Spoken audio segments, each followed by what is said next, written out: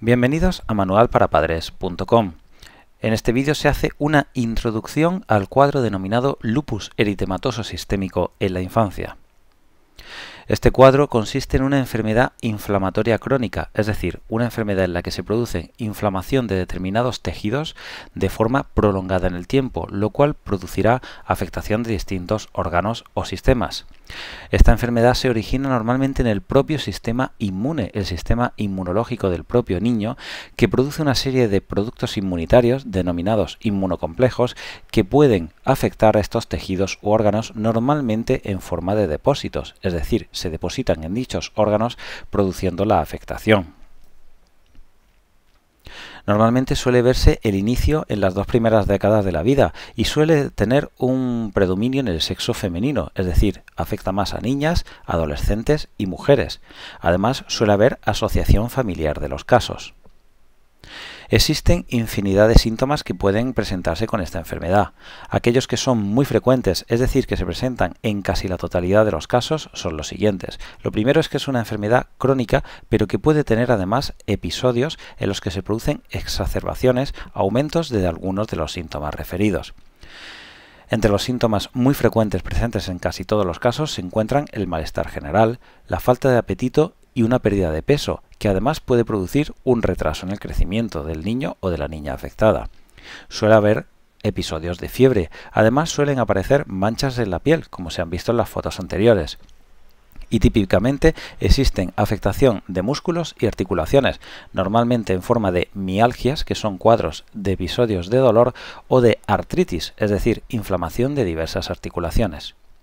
Hay otros síntomas que, no siendo tan frecuentes como los anteriores, sí que pueden ser habituales. Por ejemplo, se pueden producir problemas en la sangre, como por ejemplo pueden ser anemia o afectación de la serie blanca o de las plaquetas. También puede producirse una inflamación de los ganglios o el hígado, presente hasta en un 60% de los casos, o bien afectación renal, que además puede ser más o menos grave y que puede condicionar la evolución y el pronóstico de la enfermedad hasta en el 80% de los casos, y también pueden verse síntomas relativamente frecuentes a nivel neurológico, como por ejemplo episodios de cefaleas, pero también algunos cuadros psiquiátricos. En conjunto, estos pueden verse hasta en un 50% de los casos. Haciendo una primera aproximación al tratamiento, es importante matizar que este depende de cada caso, es decir, como cada niño o niña afectada no va a tener siempre los mismos síntomas y las mismas manifestaciones, el tratamiento va a ser muy individual y debe ser enfocado, además, normalmente con un enfoque multidisciplinar. La base normalmente suelen ser antiinflamatorios, sobre todo para los cuadros de artritis o dolor, por ejemplo, que se podían producir en las mialgias, que eran los episodios de dolor muscular. Los episodios de afectación de la piel se pueden beneficiar del uso de determinados fármacos antipalúdicos.